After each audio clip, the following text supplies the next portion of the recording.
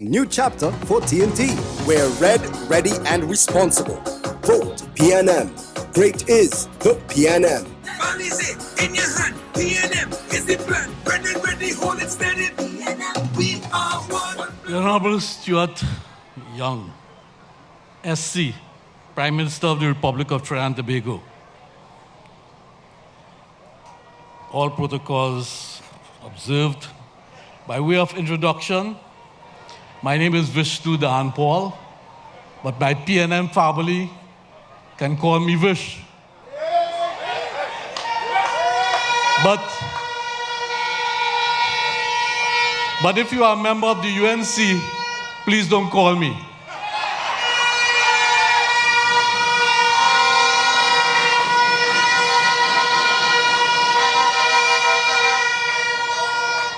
Ladies and gentlemen, this is my second statement on a political platform anywhere. Given that my first statement annoyed the opposition so much, there's only one thing for me to do. Do it again. When it's nice. Ladies and gentlemen, when I speak facts based on empirical evidence. Ask my wife, I don't lie. However, the agents on the other side pride themselves in speaking fictitious nonsense and engaging in character assassination. Apparently, in my last statement, I hit a UNC nerve. They attacked me on social media. They doctored my statement. They said I was singing for my supper. People with zero IQ were condemning me. People I never met in my life have been trying to fight me down. Nevertheless, I will not retaliate. That is not my style. I am a gentleman.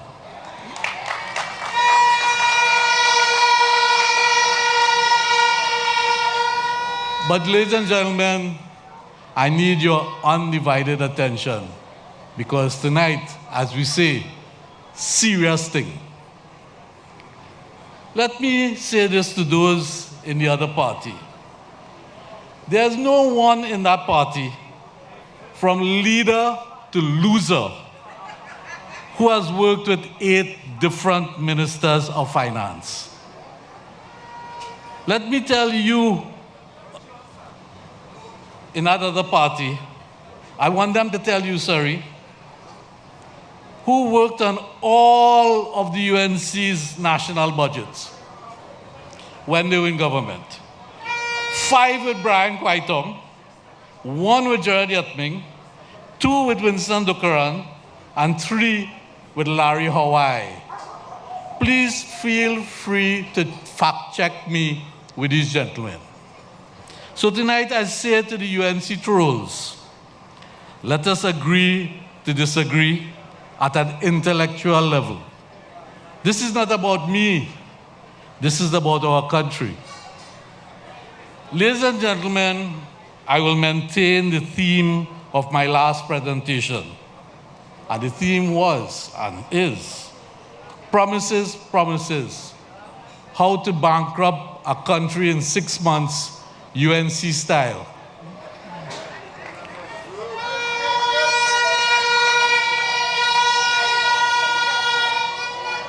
Last week, I put a rather simple question to the UNC hierarchy based on the numerous promises that they have been making to the population. I felt it was my duty to my country to respond and bring some balance to the discussion. I asked the following, and you tell me if it's an unreasonable question.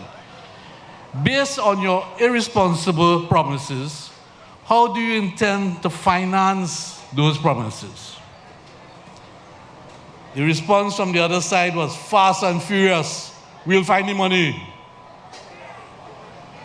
Let me give you a real life example to show you how nonsensical that response was.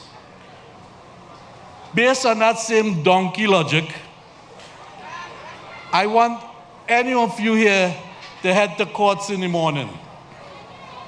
Pick out a wicked sofa set. Go, walk over to the cashier and say, "Partner,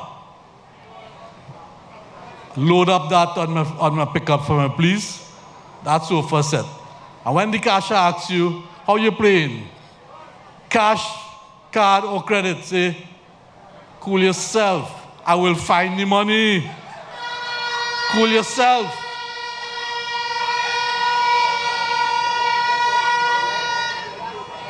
So how did we get here, ladies and gentlemen? Simple.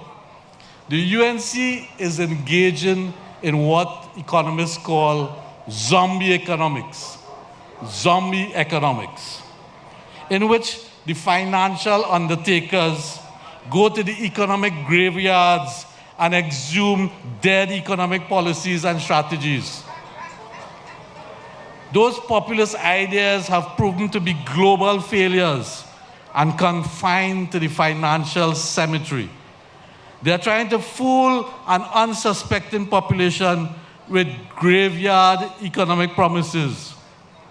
The UNC are experts at zombie economics, in which archaic policies and programs and strategies are resurrected in an attempt to win votes, but will only succeed in bankrupting our country.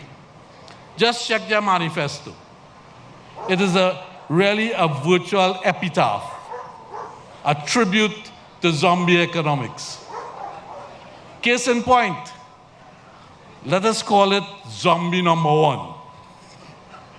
With the promise from the UNC of increasing expenditure to a 10%, or maybe 15%, or maybe 20%, who knows, increase in public service wages and salaries, we calculated that the back pay plus the annual increase in the wage bill could amount to a minimum of $12 billion. Coupled with a simultaneous decline in revenue collection through a decrease in corporation tax by 5%, eliminating property tax, tampering with our VAT base, and repealing the Trinidad and Tobago Revenue Authority Act, which could bring in the Trinidad and Tobago Revenue Authority, when fully operationalized, could bring in close to $5 billion TT dollars.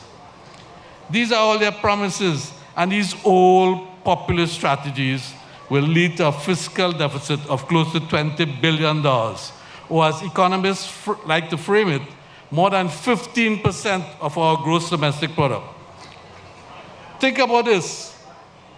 A fiscal deficit of 15% of our GDP, and I have only analyzed 5 of the UNC's deadly sins.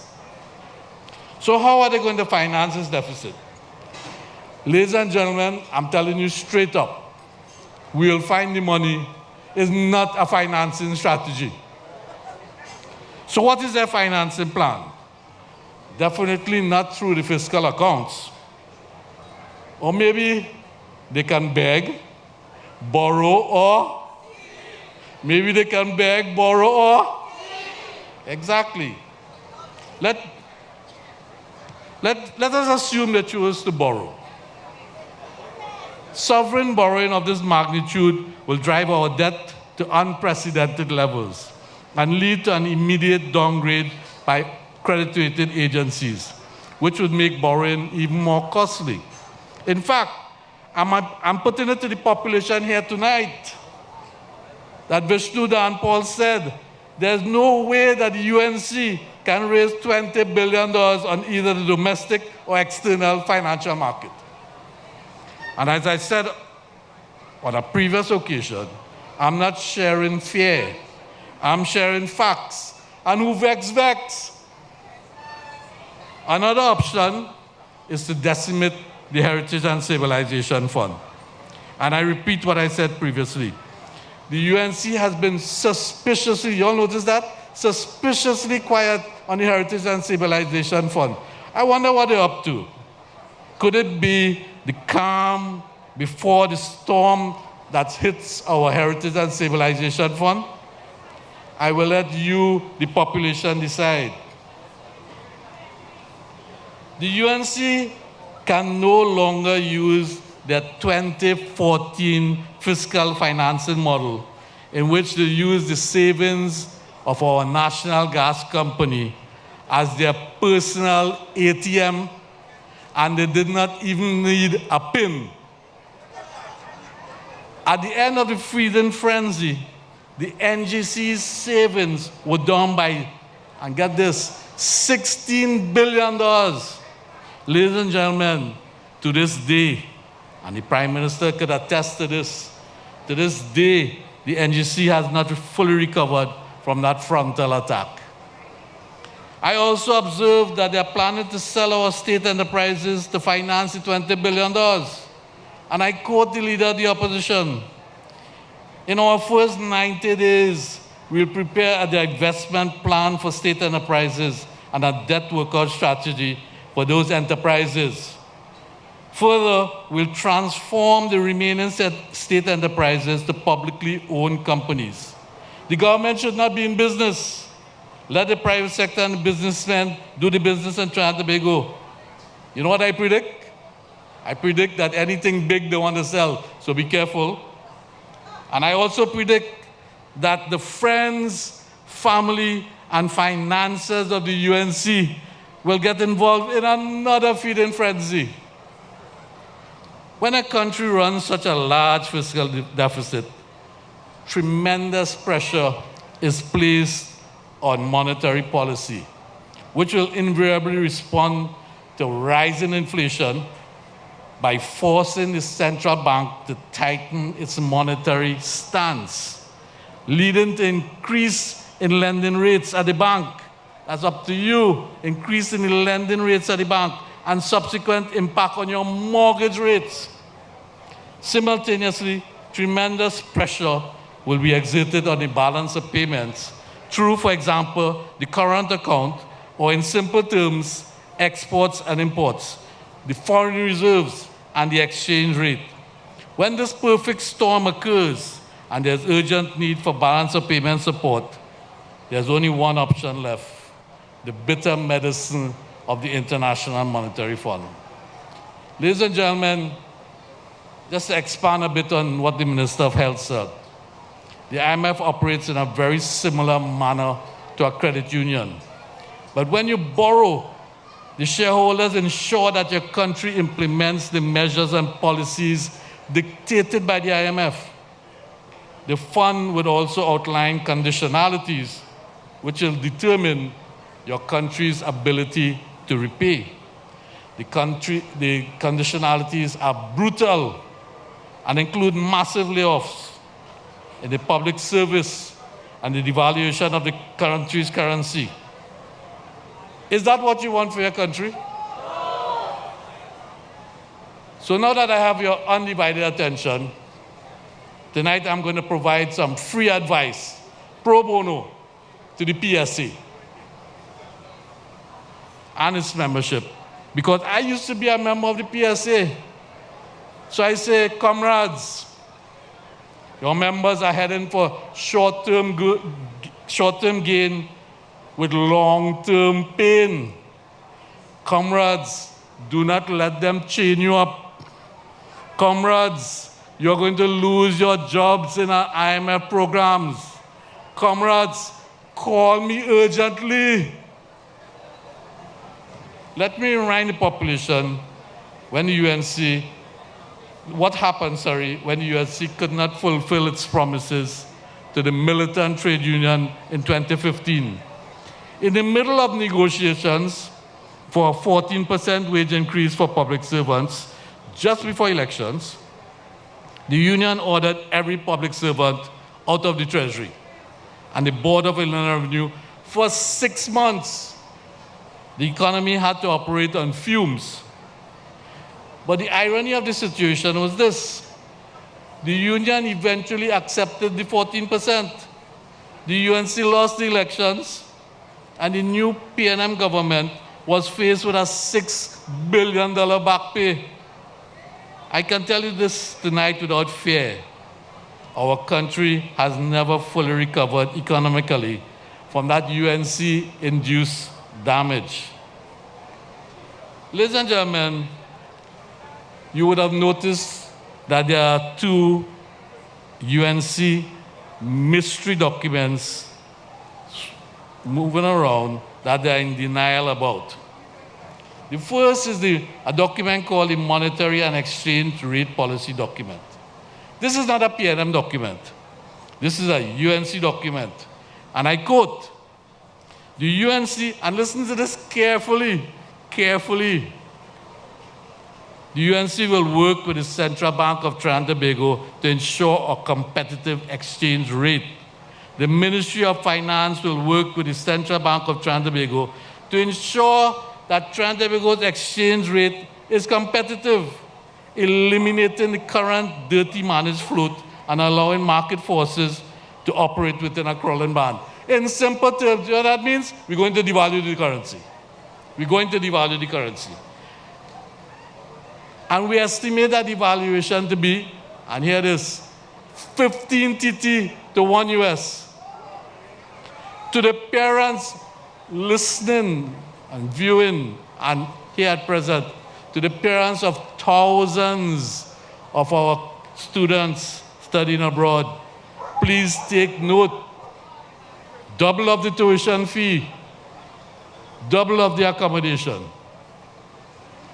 The second document shrouded in mystery is called the Labor Manifesto. The third point in the document states, and I quote, the UNC is committed to amending the Trinidad and Tobago Revenue Authority Act for the PSA successorship to ensure representation of TTRA workers. When did that happen? I thought they wanted to repeal the TTRA Act. When did that happen? Workers in the Board of Inland Revenue and Customs and Excise, please take note that your jobs are under threat. I just want to move on to a topic that I've been hearing about, bandied about all the time. I have time? Yeah. The topic is, in a Trinidad vernacular, where the money gone? You know, the UNC, they love to ask, where the money gone? They had 4 ministers of finance who could tell them, but they still want to know where the money gone in our nice vernacular. Well, let me tell you. I'll use this year's budget as an example. The budget this year is about 60 billion TT dollars. But do you know that we have something called mandatory expenditure? Before this country earns $1 single every month, we know for a fact that the expenditure per month on average on mandatory expenditure would be $4.5 billion. So do the math. 4.5 by 12, $54 billion a year in mandatory expenditure. So you haven't earned a cent, not 1 cent, and you're faced with a bill of $4.5 billion. That is where the money is going. So let me explain to you what are mandatory expenditures. Pension and gratuities, and we call them, we have a nickname for all these things in the Ministry of Finance. We call them must pay. So we must pay pension and gratuities. We must pay wages and salaries. We must pay goods and services to the ministries. We must pay current transfers and subsidies. We must pay the school feeding program, all the social grants. We have to pay to operate the inter-island ferry, UE, grants to private secondary school, the THA, the capital programs. So every month, I repeat, every month before this country earns $1 single, we are faced with a bill of $4.5 billion. That is where the money goes. So if you have $54 billion in mandatory expenditure and your budget is 60, your discretionary expenditure becomes very minimal. So you could only run the country for the rest of the year and move around money in the mid-year review really and truly on $6 billion. The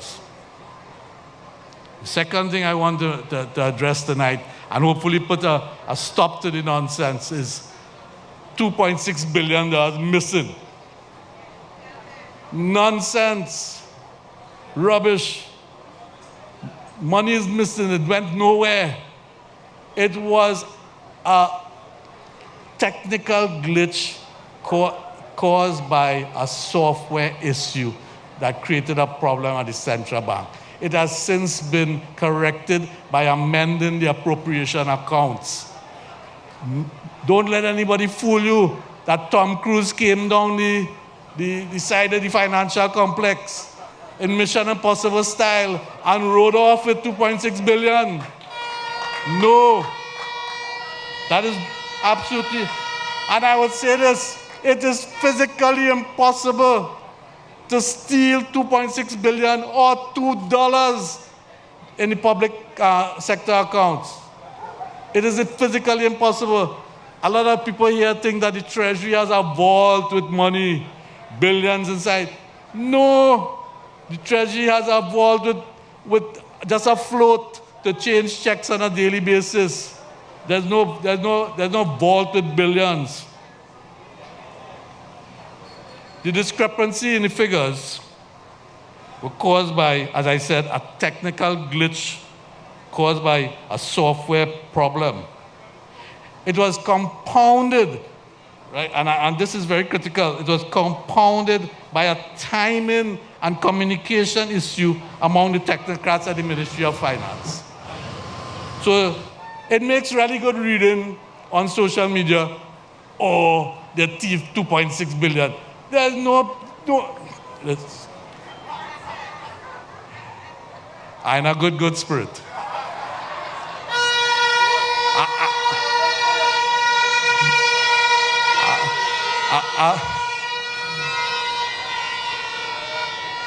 I'm not drinking a good spirit, but I'm in a good spirit.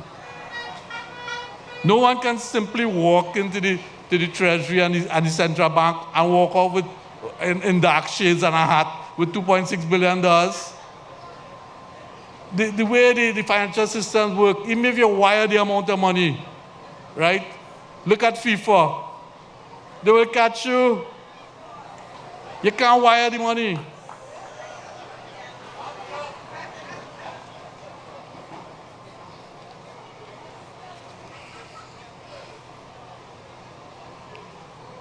You only, and this is the next thing that's really, really annoying. Imbo thief the $2.6 billion. I mean, he shot, but you could see if Imbo walking out with $2.6 billion. Let me tell you what transpired. The only mistake Minister Imbert made is that, and he admitted it, is that he called the Auditor General. That's a no-no. You don't call the Auditor General as Minister of Finance. In fact, I'll tell you this, the Minister of Finance also has no control of what goes into the public accounts. None. In fact, he wouldn't even see the public accounts. He will probably see the Auditor General's report when it gets to Parliament.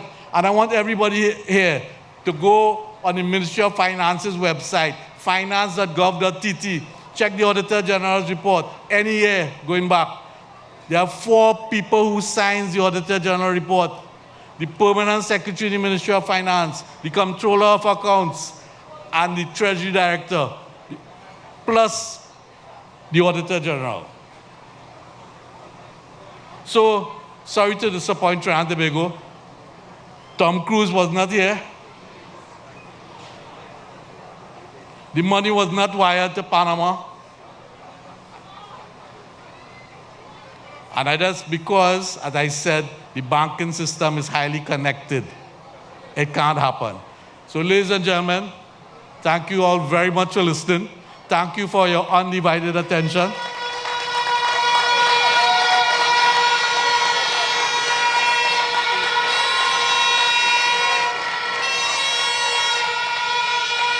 And I hope I put to rest a lot of the nonsense and issues that have been circulating in the media, in social media, and otherwise. Thank you very much. This is a movement, we all in together. Not just so one, my sister, my brother. Balize in your hand. This is a new chapter. Join us on the road to victory. On Wednesday, April 23rd, St. James. Meet us at corner Bournes Road and Church Street. We're red, ready, and responsible. Vote PNM. Great is the PNM.